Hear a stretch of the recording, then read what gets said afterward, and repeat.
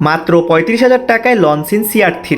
শুনে অবাক লাগছে তাই না? কিন্তু এই দামে বাইকটি কেনার আগে এমন কিছু বিষয় রয়েছে যেগুলো না জানলে আপনার ৩৫,০০০ টাকা মুহূর্তে লোকসানের পরিণত হতে পারে। তাই ভিডিওটি শেষ পর্যন্ত দেখুন, কারণ আজ আমি জানাবো এই দামে লঞ্চিন CR3 কেনা আদৌ লাভজনক নাকি বড় ধরনের ঝুঁকি। আসসালামু আলাইকুম, আশা করি আপনারা সবাই ভালো আছেন। আজকের ভিডিওতে আমরা কথা বলবো মাত্র ৩৫,০০০ টাকায় লঞ্চিন CR3 নিয়ে। বর্তমান বাজারে এই দামে একটি স্পোর্টি লুকের মোটরসাইকেল পাওয়া সত্যি অনেকের কাছে অবিশ্বাস্য মনে হতে পারে, কিন্তু কম দামে বাইক কেনার আগে অবশ্যই কিছু বিষয় যাচাই করতে হবে। প্রথমে আপনাকে দেখতে হবে বাইকটির কাগজপত্র ঠিক আছে কিনা। এরপর ভালোভাবে পরীক্ষা করুন ইঞ্জিনের অবস্থা, স্টার্ট দিতে সমস্যা হচ্ছে কিনা, ইঞ্জিন থেকে অস্বাভাবিক কোনো শব্দ হচ্ছে কিনা, এইসব বিষয় অবশ্যই খেয়াল করতে হবে। এরপর দেখুন চ্যাসিস ও সাসপেনশন, কোনো দুর্ঘটনার কারণে চ্যাসিস বাঁকা হয়েছে কিনা, সামনের ফক অথবা পিছনের সাসপেনশনের সমস্যা আছে কিনা সেটিও পরীক্ষা করা জরুরি। এছাড়া ব্রেক, টায়ার, ইলেকট্রিক সিস্টেমগুলো ভালোভাবে দেখে নিন, কারণ এই যন্ত্রাংশগুলো পরিবর্তন করতে গেলে অতিরিক্ত টাকা খরচ হতে পারে। এখন প্রশ্ন হলো ৩৫,০০০ টাকা লঞ্চিন CR3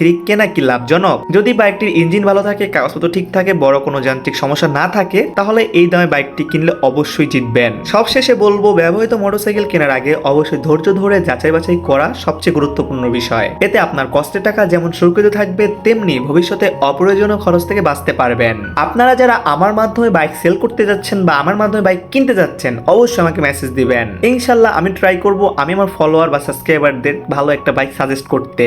ভিডিওটি যদি আপনার ভালো লাগে তাহলে অবশ্যই লাইক দিন, আপনার মূল্যবান মতামত কমেন্টে জানান, এবং মোটরসাইকেল সম্পর্কিত এমন তথ্যবহুল ভিডিও পেতে চ্যানেলটি সাবস্ক্রাইব করে পাশ থেকে বেল আইকনটি অল করে দিন।